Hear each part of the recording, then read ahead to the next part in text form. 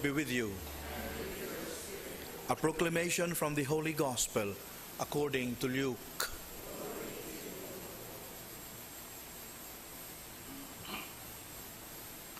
While still more people gathered in a crowd, Jesus said to them, "This generation is an evil generation. It seeks a sign, but no sign will be given it, except the sign of Jonah. Just as Jonah became a sign to the Ninevites, so will the Son of Man be to this generation. At the judgment, the Queen of the South will rise with the men of this generation, and she will condemn them, because she came from the ends of the earth to hear the wisdom of Solomon. And there is something greater than Solomon here. At the judgment, the men of Nineveh will arise with this generation and condemn it, because at the preaching of Jonah they repented, and there is something greater than Jonah here."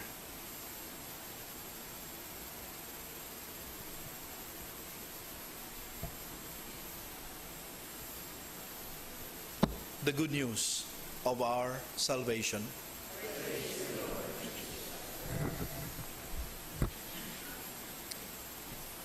Two friends had a lively conversation. One of them said to the other, "Brad, I really had a bad day last Valentine's Day." "And why?" "On that day I got so excited. My girlfriend texted me, 'You can bring me to somewhere expensive tonight.' I was so happy. And I did as she requested. But she got so mad at me that until now we are not in talking terms." "And why?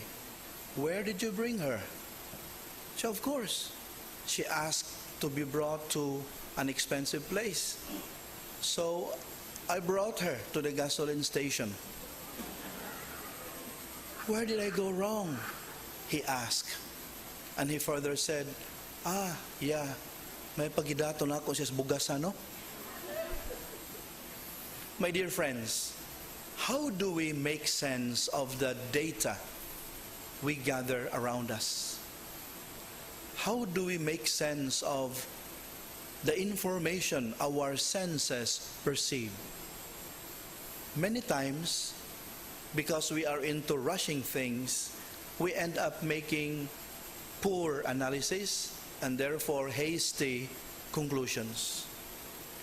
More often than not also, in our analysis of the situations around us and the information given us, primordial importance is given to practical considerations.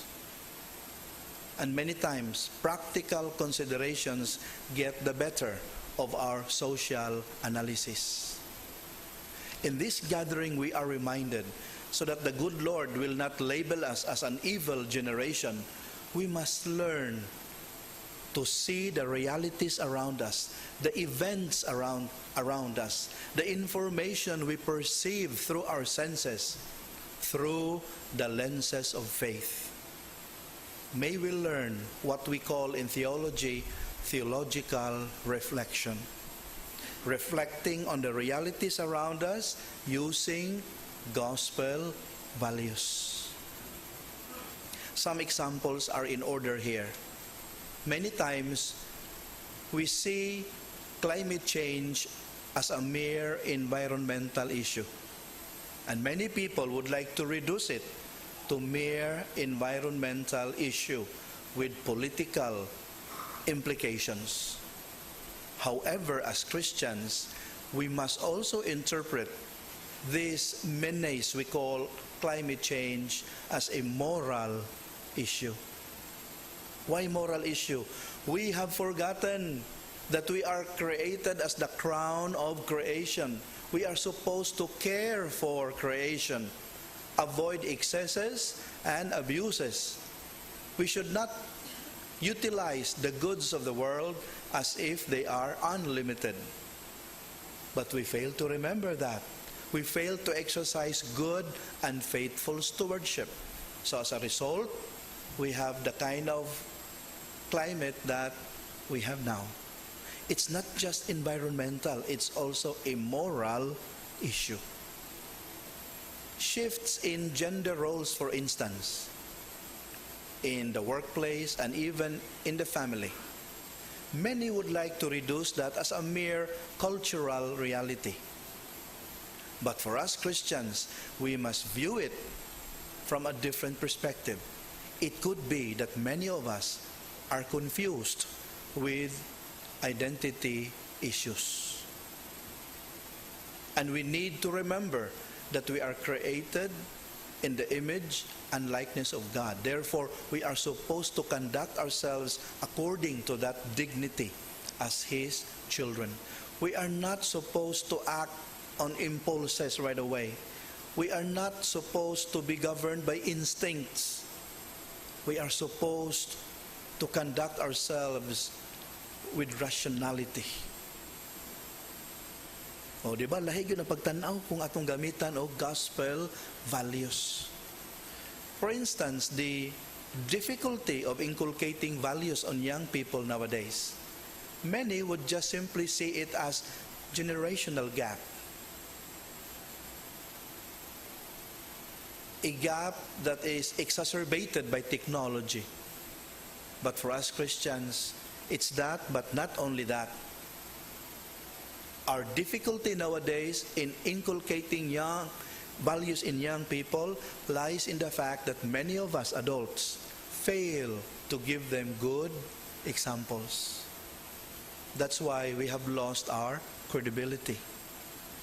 They would not want to listen to us.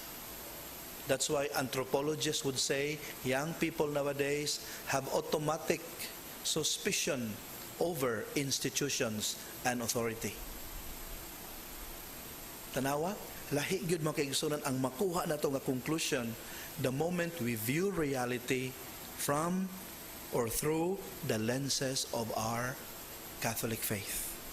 This is a special challenge for all of us nowadays to interpret the signs of the times using our faith, not just the secular paradigms that we are offered by education. And when we begin to do that, we begin to see the many difficulties around us as signs, as telltale signs of spiritual hunger. Bottom line aning tanan, we really hunger for God. Ang problema lang, we do not know how to address this hunger. We do not know how to articulate this hunger. And therefore, as a church, as individuals, we must continue to discern how must we live our Catholicism nowadays in a manner that it would remain relevant and responsive. Let us read the signs of the times through the eyes of faith.